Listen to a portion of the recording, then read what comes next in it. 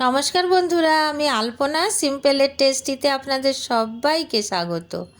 আজকের আমি শেয়ার করব কলকাতা স্ট্রিট ফুড চিংড়ির কাটলেট।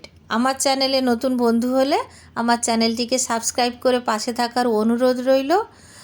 অলরেডি যে বন্ধুরা আমার সঙ্গে আছেন তাদেরকে অনেক অনেক ধন্যবাদ। এখানে আমি বাগদা চিংড়ি কেটে ধুয়ে পরিষ্কার করে নিয়েছি, আর একটা কাটলেটের জন্য আমি কেটে সাইজ করে দেখে নিয়েছি কতটা বড় হবে।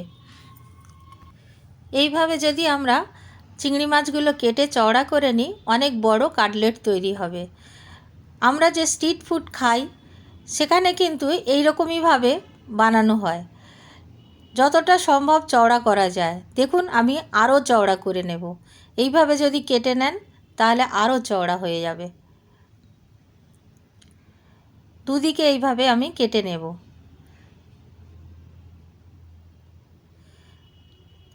আমরা অনেক সময় ভাবি যে চিংড়ি মাছ কী করে এতটা চওড়া কাটলেট হয়ে গেল, কিন্তু এইভাবেই বানানো হয়। আর আমরা যখন আলুর কোট দেব তখন কিন্তু আরও অনেকটা বেশি চওড়া হয়ে যাবে। আমি একইভাবে সবগুলো এইভাবে কেটে নেব। আমি কিন্তু লেজের দিকটা রেখে দিয়েছি, লেজের দিকটার খোসা কিন্তু ছাড়িয়ে ফেলে দিইনি। ওইটা থাকলে দেখতে বেশি সুন্দর লাগে, আর ওটা থাকলে চিংড়ির কাটলেট বলে বোঝানোও যায়। একইভাবে আমি সবগুলো কেটে নিয়েছি। দিয়ে দেব স্বাদ অনুসারে লবণ, গোলমরিচের গুঁড়ো 1/4 চামচ দেব, আর হাফ পাতিলেবুর রস দিয়ে দেব। 2 চায়ের চামচ মতো পাতিলেবুর রস দিলে হবে। ভালো করে ম্যারিনেট করে রেখে দেব। এইভাবে যদি লেবু আর গোলমরিচ দিয়ে আমরা ম্যারিনেট করি তাহলে মাছের যে চিংড়ি মাছের যে আঁশটে গন্ধটা চলে যাবে, আর অনেক বেশি টেস্ট হবে। এখন ম্যারিনেট করে রেখে দিয়েছি। এখানে আমি রসুন নিয়েছি থেঁতো করে, কাঁচা লঙ্কা থেঁতো করে নিয়েছি, আদা থেঁতো করে নিয়েছি, আর পেঁয়াজ কেটে নিয়েছি। স্ট্রিট ফুডে কিন্তু ওইভাবে থেঁতো করে নিয়ে তারপরে রান্না হয়। আপনারা গ্রেট করে নিতে পারেন। আমি এখানে 7টা আলু নিয়েছি, ছোট সাইজের, সেদ্ধ করে রেখেছিলাম, আগের থেকে ঠান্ডা করে নিয়েছি। আর এখন আমি ম্যাশ করে রেখে দেব। হাতের ধারে যদি আমি আগের থেকে ম্যাশ করে রেডি করে রাখি তখন আমার সুবিধা হবে।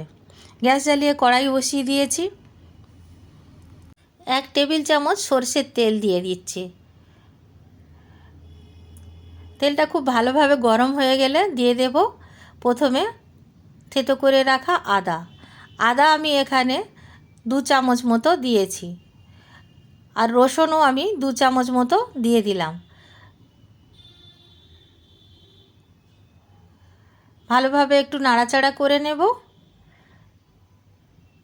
1 মিনিট নাড়াচাড়া করে নেবার পরে আমি পেঁয়াজটাও দিয়ে দিলাম। পেঁয়াজটা দিয়ে ভালো করে ভেজে নেব। সঙ্গে কাঁচা লঙ্কা থেঁতো করে রেখেছি দিয়ে দেব।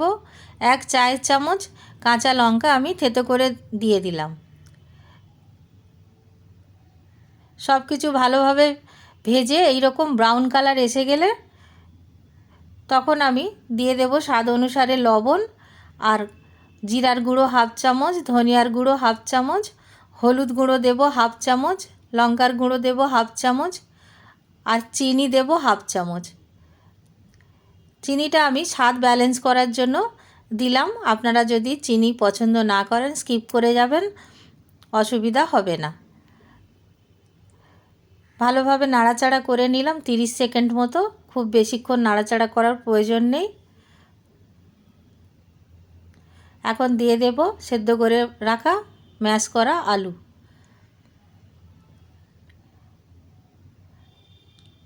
আলুটা দিয়ে খুব ভালোভাবে মশলার সাথে মিশিয়ে নেব।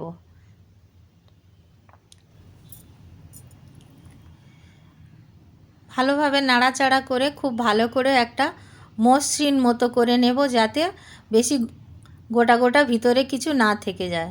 এইভাবে খুন্তির সাহায্যে ভালোভাবে নেড়েচেড়ে ময়েশ্চারটা কমিয়ে নামিয়ে নিলাম। আপনারা চাইলে গরম মশলা দিতে পারেন, আমি গরম মশলাটা দিইনি। আমি এখানে একটা ব্যাটার তৈরি করে নেব। তার জন্য 2 চামচ কর্নফ্লাওয়ার নিয়েছি, আর 2 টেবিল চামচ ময়দা নিয়েছি, কর্নফ্লাওয়ারও 2 টেবিল চামচ নিয়েছি, স্বাদ অনুসারে লবণ দিয়েছি, 1/4 চামচ গোলমরিচ দিয়ে ভালোভাবে মিশিয়ে নেব। এখন একটু একটু করে জল দিয়ে একটা পাতলা ব্যাটার তৈরি করব।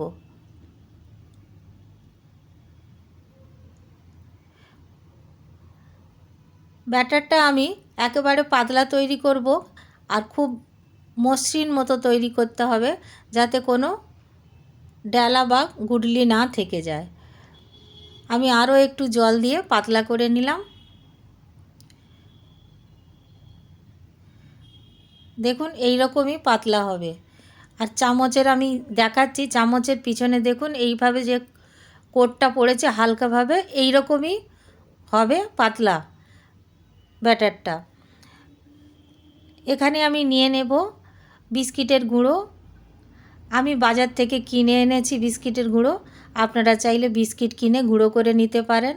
ব্রেড ক্রাম দিয়েও এটা করতে পারেন, কোনো অসুবিধা নেই। ব্রেড ক্রাম ভালোই হয়, কোনো অসুবিধা হয় না। আমি ক্রামগুলোর মধ্যে সামান্য লবণ আর গোলমরিচ আবার দিয়ে দিলাম, দিয়ে আবার মিশিয়ে নেব। গোলমরিচ আর লবণ দিয়ে যদি আমরা এইভাবে বিস্কিটের গুঁড়োর মধ্যে মিশিয়ে নিই, অনেক বেশি টেস্ট হবে। এখানে আমি আলু নিয়ে নিয়েছি, চিংড়ি মাছও নিয়ে নিয়েছি। এখন আমি কাটলেটটা গড়ব। আলু প্রথমে আমি হাতে করে নিয়ে নিলাম, একটা চিংড়ি মাছ নিয়ে নেব। চিংড়ি মাছটা হাতের মধ্যে একটু চ্যাপটা করে এইভাবে দিয়ে তারপরে আমি আলুটা দিয়ে দেব। আলুটা খুব পাতলা করে কোট দিতে হবে, আলু যেন বেশি না চলে যায়, তাহলে টেস্টটা অত ভালো আসবে না। পাতলা করে একটা আলুর কোট দিয়ে দিতে হবে। এইভাবে দিয়ে সুন্দর করে গড়ে নিতে হবে, চারদিকে এইভাবে সুন্দর করে ভালো করে ফিনিশিং করতে হবে, তবে কাটলেটটা দেখতে লোভনীয় হবে আর সুন্দর হবে। দেখুন আমি এইভাবে শেপ দিয়ে নিচ্ছি।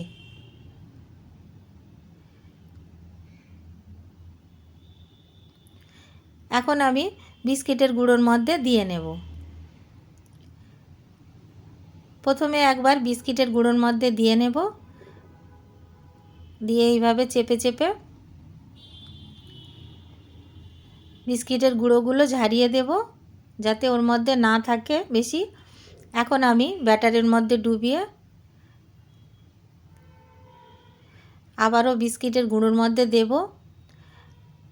2টো কোট দেবো ব্যাটার দিয়ে, তাই আরেকবার আমি কোট দেব। তাই একবার এইভাবে বিস্কিটের গুঁড়োর মধ্যে দিয়ে ভালোভাবে শেপটা তৈরি করে নেব, যাতে ভেঙে না যায়।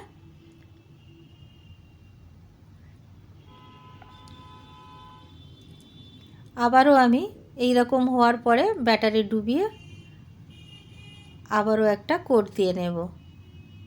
আমি আস্তে আস্তে আপনাদের দেখাচ্ছি, এই জন্য যাতে তাড়াতাড়ি করে দেখাবো, তারপরে আপনারা বুঝতে পারবেন না, তাই আপনাদের এইভাবে আস্তে আস্তে দেখাচ্ছি। দেখুন এই রকম দেখতে হবে। আমি একটা করে এখানে গড়ে রেখে দেব, একইভাবে আমি সবগুলো গড়ে নেব।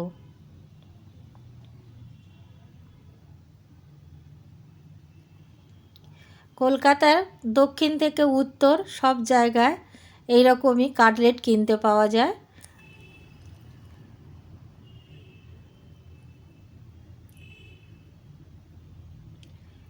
এইভাবে ভালোভাবে গড়ে নেব, নিয়ে আর রেখে দেব। দেখুন আমি গড়ে নিয়েছি, আর এটা যদি ফ্রিজে 1 ঘন্টা নর্মাল ফ্রিজে রাখা যায় আরও ভালো সেট হয়ে যাবে। গ্যাস জ্বালিয়ে আমি কড়াই বসিয়ে দিয়েছি, রিফাইন্ড তেল 1 কাপ দিয়ে দিয়েছি ভাজার জন্য। গরম হওয়ার অপেক্ষা করছি, গরম হলে আমি কাটলেটগুলো ভেজে নেব। প্রথমে আমি একটা কাটলেট ভাজতে দিয়ে দিচ্ছি, 10 সেকেন্ড পরে আমি অন্য কাটলেটটা দিচ্ছি, যাতে কাটলেট ভেঙে না যায়। একটা কাটলেট একটু শক্ত হওয়ার পরে তারপরে আর একটা কাটলেট ছাড়তে হবে। যেহেতু আমরা ছোট কড়াইতে কম তেলে ভাজছি, সেই জন্য এইভাবে ছাড়তে হবে। উল্টে পাল্টে মিডিয়াম আঁচে এইভাবে ভেজে নিতে হবে। আপনারা চাইলে এই কাটলেট কাঁচা অবস্থায় ডিপ ফ্রিজে রেখে 1 মাস ধরে খেতে পারবেন, কোনো কেমিক্যাল ছাড়াই রাখতে পারেন, কোনো অসুবিধা হবে না। দেখুন কত সুন্দর দেখতে হয়েছে। এখন আমি গোল্ডেন ব্রাউন করে ভেজে তুলে নিলাম। একইভাবে বাকিগুলো ভাজবো।